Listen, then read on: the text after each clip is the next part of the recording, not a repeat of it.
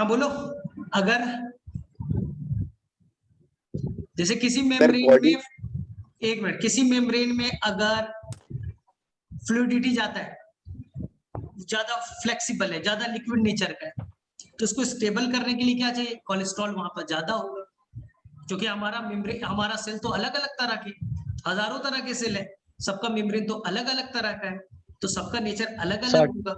हाँ sir, tell में तो सैचुरेटेड है ही, वहां पर तो हो जाएगा सॉलिड। हाँ, लेकिन अगर अनसैचुरेटेड फैटी एसिड का नंबर बढ़ गया तो उसी पे डिपेंड करेगा। बोला था ना, अनसैचुरेटेड एक भी कार्बन डबल बॉन्ड हो सकता है, दो भी हो सकते हैं, फूफा भी हो सकता है ना, तो डिपेंड करेगा। ये तो पूछा जाएगा, अनसैचुरेटेड का अमाउंट बढ़ गया तो बोलेगा ज्यादा लिक्विड हो जाएगा, अगर अनसैचुरेटेड का अमाउंट ज्यादा बढ़ गया तो सॉलिड हो जाएगा। लेकिन एक्स्ट्रा स्टेबिलिटी देने के लिए कोलेस्ट्रॉल है। हाँ बोलो, हाँ बोलो बोलो, चलो आगे चले। Yes sir. ठीक है, एक बच्चे को मस्जिद जाना है, हाँ जा सकता है, अगर मस्जिद दूर है तो जा सकता है, रिकॉर्डेड देख लेना। चलो ठीक है। हाँ अब देखिए बच्चे, जो कोलेस्ट्रॉल है, एक मिनट सभी को, पहले मैं थोड़ा सा म्यूट कर दूं।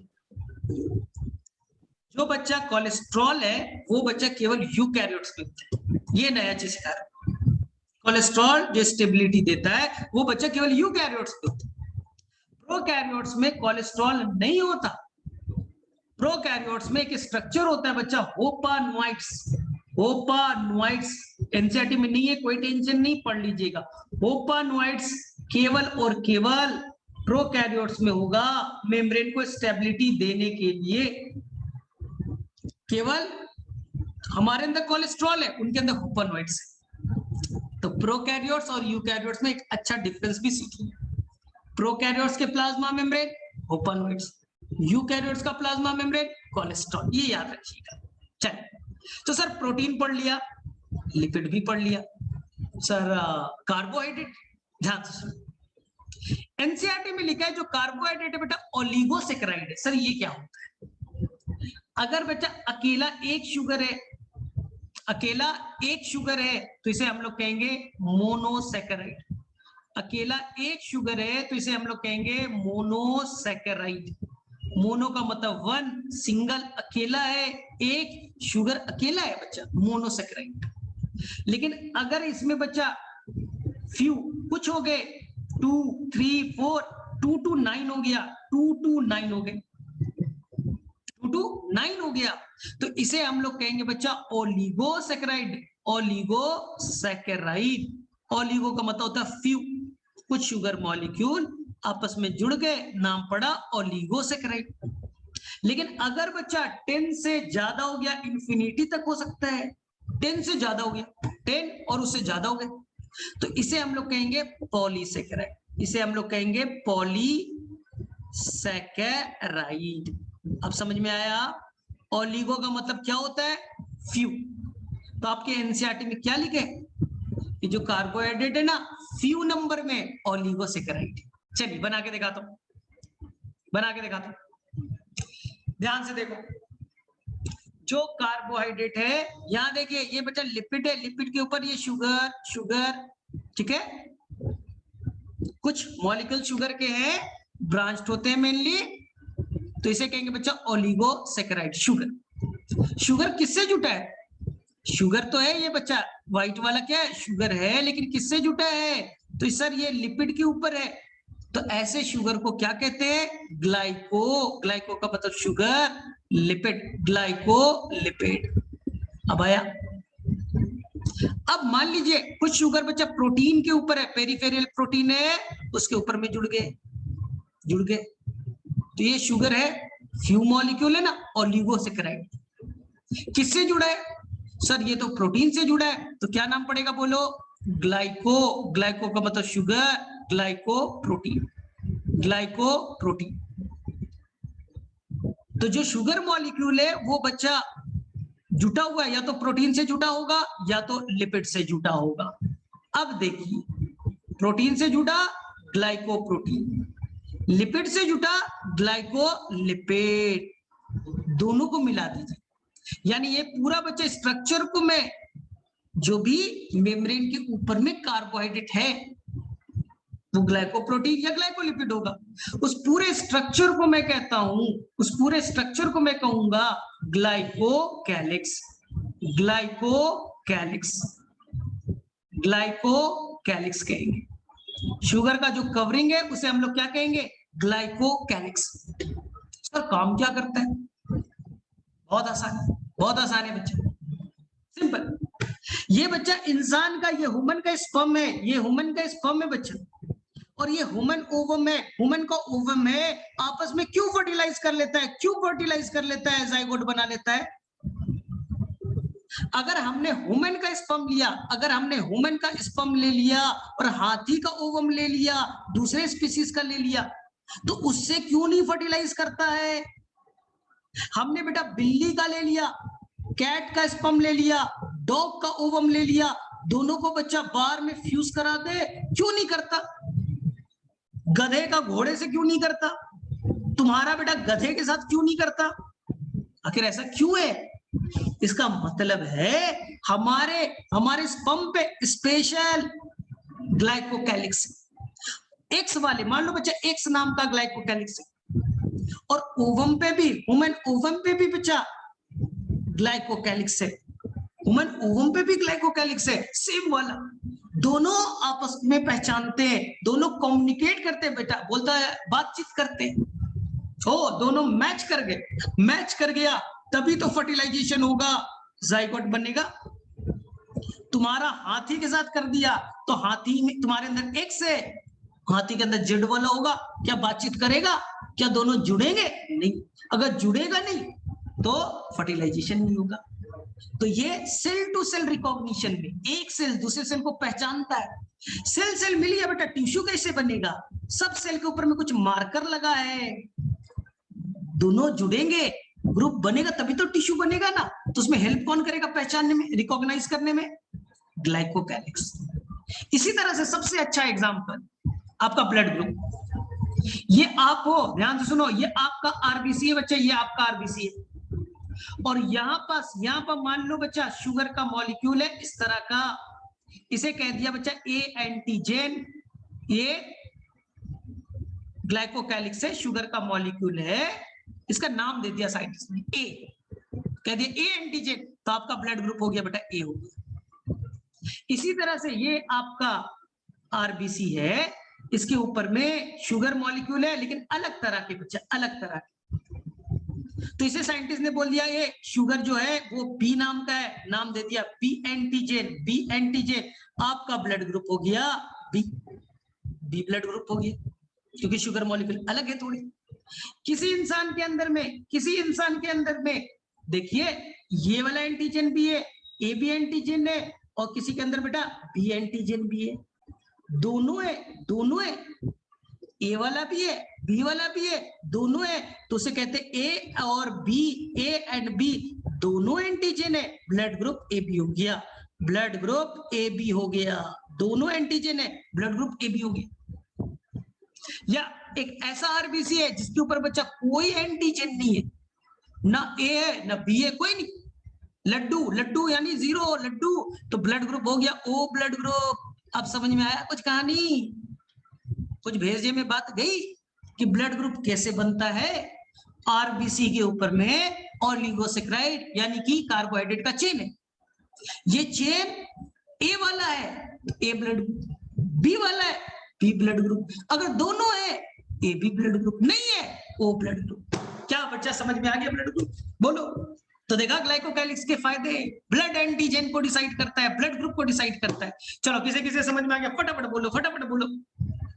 तो बोलेगा सर पॉजिटिव निगेटिव क्या है? फटाफट हैंड रेस करो, आया समझ में? ठीक है, अब सर पॉजिटिव निगेटिव भी थोड़ा बता दो, चलो सीख लो, चलो सीखो फटाफट। ये देखो इधर देखो, ये बच्चा तुम्हारे अंदर में ए वाला एंटीजन था, तुम्हारा ब्लड ग्रुप क्या था बच्चा? ए ब्लड ग्रुप था। इसके अंदर में एक और बच्चा, एक और शुगर मॉलिक्यूल आ गया, एक और ग्लाइकोकैलिक्स आ गया, एक और चेन आ गया। अगर ये है बच्चा, इसका नाम होता है आरएच, इसका नाम क्या है बच्चा? आरएच। आरएच का क्या मतलब है बता रहा हूं, अगर ये वाला बच्चा कार्बोहाइड्रेट का चेन है RH वाला, तो आपका ब्लड ग्रुप हो गया बच्चा A पॉजिटिव। अरे A नाम का एंटीजन है ही ना, और RH वाला भी है, RH वाला भी है मौजूद, तो A है ब्लड A पॉजिटिव। चलो देखो, ये देखो, ये देखो, A वाला एंटीजन है लेकिन बेटा RH वाला नहीं है, RH वाला ग्लाइकोकैलिक्स नहीं है, तो नाम हो गया बच्चा A नेगेटिव, A नेगेटिव। तो सर B पॉजिटिव कैसे होगा? ध्यान से देखो रे भाई, A वाला एंटीजन भी है, B वाला भी है, दोनों एंटीजन है तो A भी तो हो गया, लेकिन अगर इसमें बच्चा एक और RH वाला एंटीजन होगा तो A भी पॉजिटिव। सर नहीं हुआ तो A भी निगेटिव। सर ये A भी है क्या सर?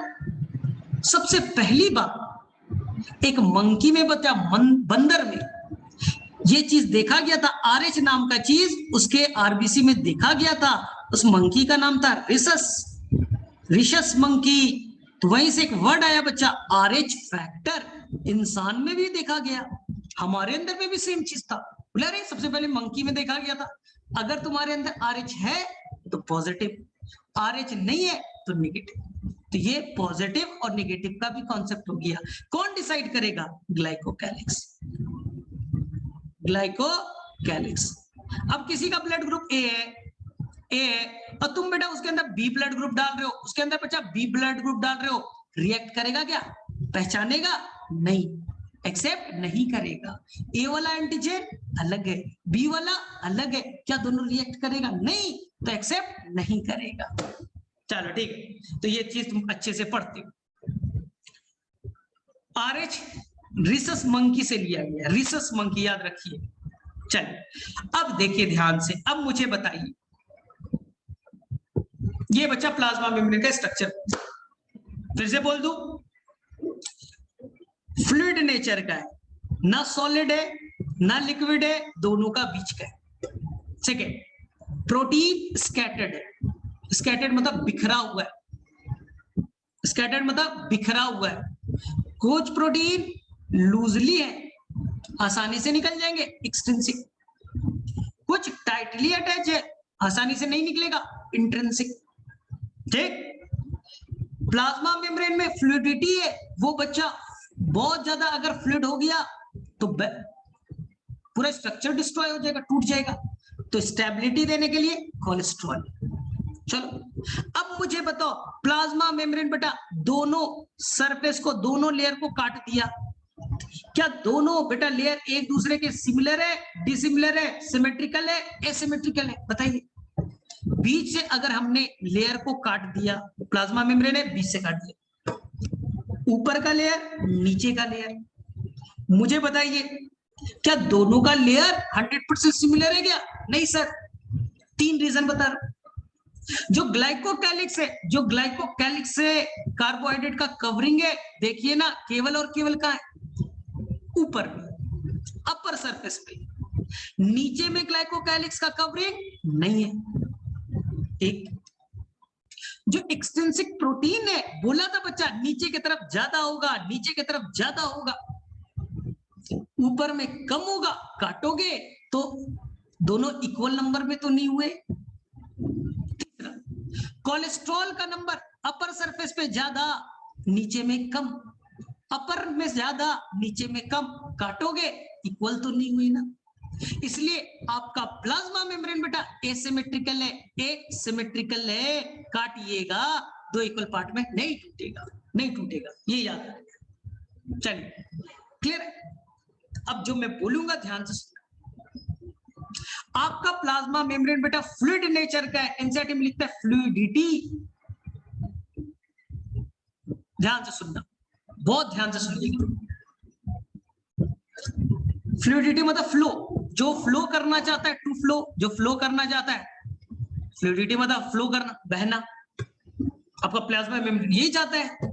ध्यान से सुनिए, समझाने के लिए बच्चा मैंने 2 ट्यूब ले लिया, अब समझ में आएगा एनसीईआरटी का वर्ड, नहीं तो बच्चा आप कई बार पढ़ा होगा, वो लाइक क्लियर नहीं होता। ए ट्यूब है, बी ट्यूब है, यहां पास हमने वाटर डाल दिया बच्चा, वाटर डाल दिया, वाटर डाल दिया, और यहां पास बच्चा हमने हनी डाल दिया, शहद डाल दिया, हनी। यहां डाल दिया क्या? हनी। क्या होता है? विस्कस होता है, गाढ़ा होता है। और ये क्या है बच्चा? वाटर। हमें चेक करना है फ्लूइडिटी।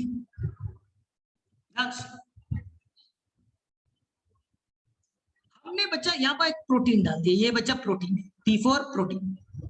हमने यहाँ प्रोटीन डाल दिया, अब छोड़ दिया। ध्यान से सुनना, ए ट्यूब में वाटर है, यहाँ प्रोटीन का मूवमेंट बेटा बहुत फास्ट होगा, फास्ट होगा, कहीं भी मूव कर सकते हैं। प्रोटीन का मूवमेंट फास्ट होगा बच्चा, प्रोटीन का मूवमेंट फास्ट है। और सेकंड वाले में, बी वाले में विस्कस है सॉल्यूशन, प्रोटीन का मूवमेंट स्लो है। तो हम बोलेंगे बच्चा ए वाला ट्यूब ज्यादा फ्लूइडिटी शो कर रहा है, ज्यादा फ्लूइडिटी शो कर रहा है। हम कैसे निकाल पाए फ्लूइडिटी? हमने देखा प्रोटीन डाला, जहां ज्यादा मूवमेंट हो रहा है, जिसमें फास्ट मूवमेंट हो रहा है, इसका मतलब है कि वो ज्यादा फ्लेक्सिबल है, वो ज्यादा फ्लूइड है, उसमें मूवमेंट ज्यादा हो रहा है। तो यानी कि ए वाला फ्लूइडिटी उस मेम्ब्रेन का ज्यादा है, बी का बच्चा कम है। जो आपने वाटर माना ना, इसी को मान लो बच्चा फॉस्फोलिपिड, इसी को प्लाज्मा मेम्ब्रेन मान लो। या हनी माना ना, ये इसी को मान लो बच्चा प्लाज्मा मेम्ब्रेन। अब बताइए किस मेम्ब्रेन में फ्लूइडिटी ज्यादा है?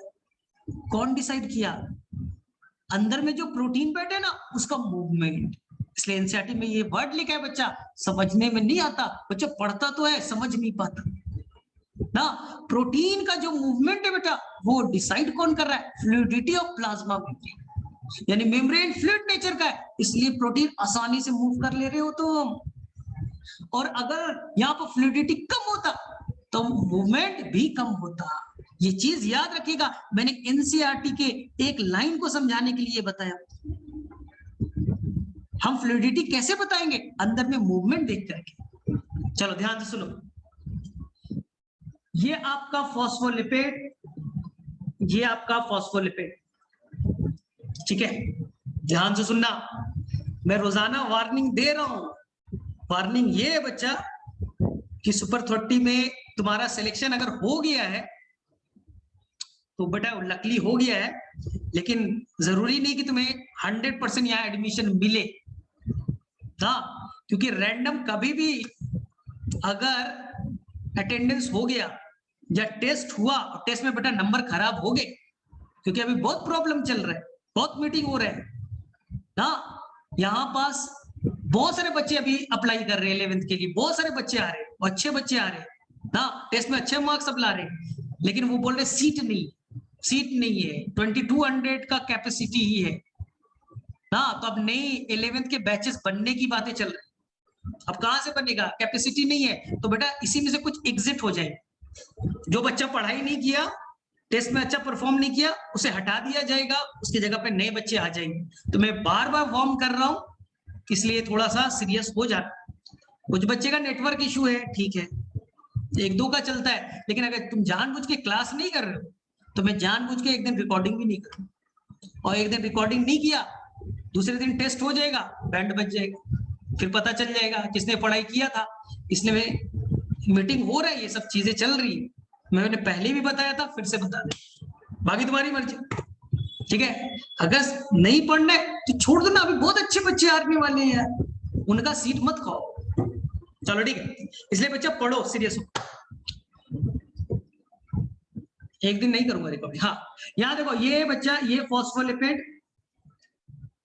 फॉस्फोलिपिड बच्चा 3 तरह का मूवमेंट शो करेगा। फॉस्फोलिपिड अपने बेटा एक्सिस पे घूम रहा है, round round round round round बेटा घूम रहा है, अपने एक्सिस पे ही घूम रहा है। इस मूवमेंट को कहते हैं बेटा रोटेशनल, इसे कहते हैं बच्चों लोग रोटेशनल मूवमेंट, अपने एक्सिस पे लगातार वो घूम रहा है, रोटेशनल, अपने एक्सिस पे ही घूम रहा है लगातार। दूसरा बच्चा लोग, ये फॉस्फोलिपिड, ये फॉस्फोलिपिड, ये वाला बच्चा फॉस्फोलिपिड इधर आ गया, ये फॉस्फोलिपिड बच्चा इधर आ गया ना, एक ही लेयर, प्लाज्मा मेम्ब्रेन का एक ही लेयर है। मैं और क्लियर कर देता हूं, ये देखिए, ये एक लेयर, ये एक लेयर। तो फॉस्फोलिपिड ये वाला यहाँ, ये वाला यहाँ, एक ही लेयर में दोनों का मूवमेंट हो रहा है, एक्सचेंज हो रहा है। इसे कहते हैं बच्चा लोग लैटरल मूवमेंट। इसे क्या कहते हैं हम लोग? Lateral movement. इसे कहते हैं हम लोग लैटरल मूवमेंट। तो पहला क्या बोला था? रोटेशनल, सेम एक्सिस पे घूम रहा है। दूसरा क्या बोल रहा है? एक ही लेयर में एक्सचेंज हो रहा है। तीसरा बच्चा, ये नीचे वाले लेयर में आ गया, नीचे वाला बेटा ऊपर चला गया। फिर से सीख लो, ये फॉस्फोलिपिड, ये फॉस्फोलिपिड अलग अलग लेयर पे, ये वाला नीचे आ गया, नीचे वाला ऊपर चला गया। इसे कहेंगे फ्लिप फ्लॉप। इसे कहते हैं बच्चा फ्लिप फ्लॉप मूवमेंट। एक चीज से याद करा रहा हूं, ये बच्चा लगातार नीट में 2 बार क्वेश्चन आया था। जो फ्लिप फ्लॉप मूवमेंट बहुत ही स्लो होता है, मान लीजिए बच्चा मंथ में एक बार, समझ लीजिए कितना स्लो है। और जो लैटरल है और जो रोटेशनल है, मान लीजिए बेटा 1 सेकेंड में लाखों बार, 1 सेकेंड में लाखों बार। समझ जाइए, दोनों का रेट समझ में आना चाहिए। एक मंथ में एक बार हो रहा है, यानी कितना स्लो रेट है। और एक बच्चा 1 सेकेंड में लाखों बार हो रहा है। तो 3 तरह का मूवमेंट, अपने एक्सिस पे घूमना रोटेशनल, सेम लेयर के बीच में एक्सचेंज होना लैटरल, और 2 लेयर के बीच होना, ये बहुत ही अनकॉमन है, बहुत ही कम देखा जाएगा, फ्लिप फ्लॉप। अब प्रोटीन बोलेगा मैं भी करूंगा, तुम कर रहे हो, तुम ही तो फ्लूइडिटी दे रहे हो, तुम बेटा कर रहे हो, तुम तो मूव कर रहे हो, मैं भी मूव करूंगा। क्योंकि मेम्ब्रेन फ्लूइड है, लिक्विड नेचर का, इसलिए मूवमेंट पॉसिबल है। सॉलिड रहता बेटा मूव नहीं कर पाते। तो प्रोटीन बोलेगा मैं भी अपने एक्सिस पे घूमूंगा, रोटेशनल, मैं भी दूसरे से एक्सचेंज करूंगा, सेम वाले के साथ में, सेम लेयर के बीच में। ये क्या होगा? सेम लेयर के बीच में एक्सचेंज होना, इसे हम लोग कहेंगे लैटरल। लेकिन प्रोटीन में फ्लिप फ्लॉप नहीं होगा, प्रोटीन के अंदर में फ्लिप फ्लॉप मूवमेंट नहीं होगा। यानी अपर लेयर का प्रोटीन नीचे में, नीचे वाला बेटा अपर में नहीं जाएगा। Protein will never show flip flop movement. ये 2 बार नीट में लगातार क्वेश्चन आया था। ये नया रिसर्च है, साइंटिस्ट ने अभी नया रिसर्च में ढूंढा है। ये नया रिसर्च में ढूंढा गया है कि प्रोटीन के अंदर में फ्लिप फ्लॉप मूवमेंट एब्सेंट होगा। ठीक है, ये चीज तक मैंने पहले भी बता रखा है।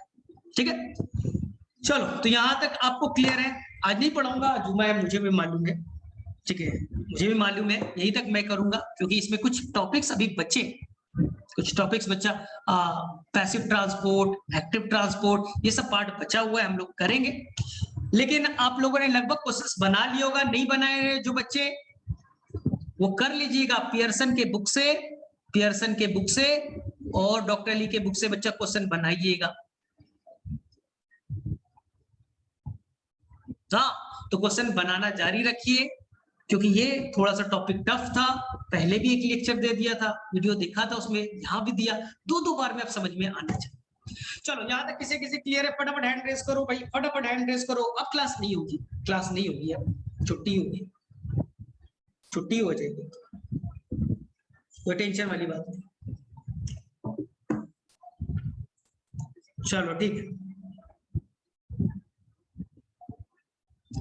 ठीक है, ठीक है। तो चलो आज हम लोग यही पास तक करते हैं, क्योंकि जुमा का दिन भी है, नमाज पढ़ने जाइए आप लोग सभी लोग।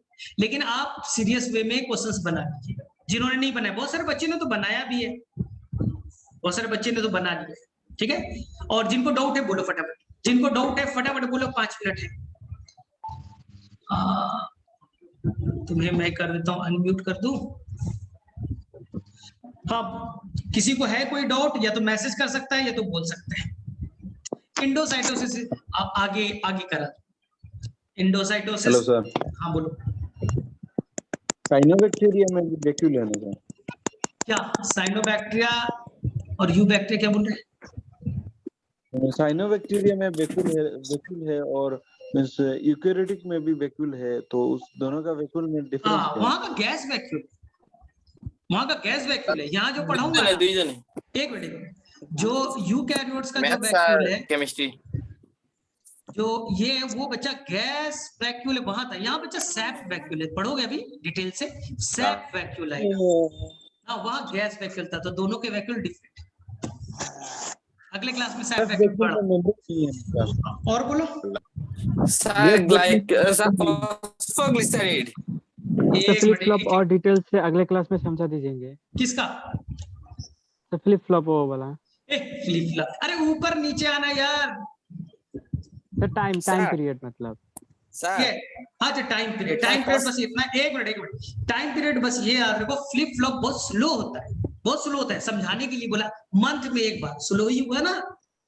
और जो रोटेशनल है और लेटरल है वो बहुत फास्ट होता है, 1 सेकेंड में लाखों बार। रोटेशनल और लेटरल फास्ट और फ्लिप फ्लॉप स्लो, बस इतना याद रखो। और बोलो। Okay sir, thank you sir. और किसी का है? Sir rotational phosphoglyceride.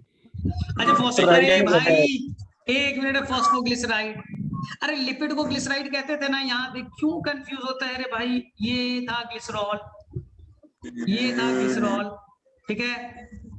इसी में मैंने फैटी एसिड जोड़ दिया, फैटी एसिड जोड़ दिया, फैटी एसिड जोड़ दिया, 3 जोड़ दिया था ना, तो ये बन गया था ट्राइग्लिसराइड। क्या बना था? ट्राइग्लिसराइड। कितने ग्लिसराइड है? ट्राइग्लिसराइड, क्योंकि 3 बार बॉन्डिंग हुआ, 3 बार बॉन्डिंग हुआ। इस बार मैंने क्या किया, यहां से फैटी एसिड को हटा के फॉस्फेट जोड़ दिया, ठीक है।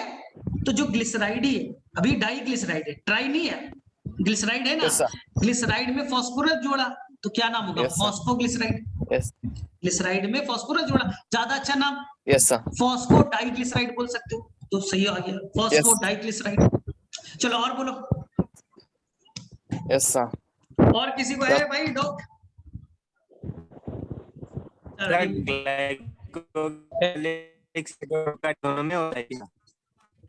अच्छा, वो ग्लाइकोकैलिक्स वहां वाला अलग था। जो बैक्टीरिया वाले थे उसमें तो मोटे लेयर कैप्सूल वैप्सूल बन जाते थे। ये प्लाज्मा मेम्ब्रेन के ऊपर में ग्लाइकोकैलिक्स अलग है, ठीक है। वहां भी शुगर का था, यहाँ भी शुगर के, वो केवल वहां पाया जाता था, मोटा लेयर वाला। चलो तो मेरे से कर लो। चलो ठीक है, ठीक है। हाँ जाए, फंक्शन डिफरेंस है ना। क्या क्या? तो मींस प्रोकैरियोट में जो ग्लिसरॉल है और यूकैरियोट में जो ग्लिसरॉल है, उसका फंक्शन डिफरेंस है ना। नहीं से, अरे प्लाज्मा मेम्ब्रेन, मेरा प्लाज्मा मेम्ब्रेन और प्रोकैरियोट्स का प्लाज्मा मेम्ब्रेन 100% सिमिलर है, बनावट 100% सिमिलर है। बस हमारे अंदर कोलेस्ट्रॉल है, उनके अंदर ओपनोइड्स है, बस खत्म। और गैस वैक्यूल जो है उसमें मेम्ब्रेन नहीं है ना सर। हाँ ये देखो, कुछ बुक्स में तुम अगर थोड़ा हाई फाई बुक बनाओगे तो मैंने पहले बताया, प्रोकैरियोट्स के अंदर कोई भी अगर ऑर्गेनल्स है, इंक्लूजन बॉडीज है, मेम्ब्रेन नहीं होगा। प्लाज्मिड है, मेम्ब्रेन नहीं होगा। गैस वैक्यूल है, मेम्ब्रेन नहीं। कोई भी स्ट्रक्चर है, क्रोमैटोफोर है, मेम्ब्रेन नहीं होगा। प्रोकैरियोट्स की तो पहचान है कि यहाँ मेम्ब्रेन बॉन्ड ऑर्गेनल्स नहीं होते। कुछ बुक्स में लिखा है कि यहाँ मेम्ब्रेन होते हैं, लेकिन वो ट्रू मेम्ब्रेन नहीं, फॉल्स है, झूठा मेम्ब्रेन। वो फॉस्फोलिपिड बाइलेयर से बना हुआ नहीं है, वो प्रोटीन से बने होते हैं। इसलिए हम लोग डायरेक्टली बोलते हैं भाई मेम्ब्रेन मेम्ब्रेन नहीं है। कहीं लिख देता है तो तेरी अपनी मर्जी लिख दे, ठीक है, लिख देगा कहीं पास, लेकिन वो बेटा ट्रू मेम्ब्रेन नहीं, फॉल्स मेम्ब्रेन। प्रोकैरियोट्स में ट्रू मेम्ब्रेन होता ही नहीं है। चलो और किसी को? चलो ठीक है फिर, ठीक है, thank you sir. Okay thank you sir. Okay.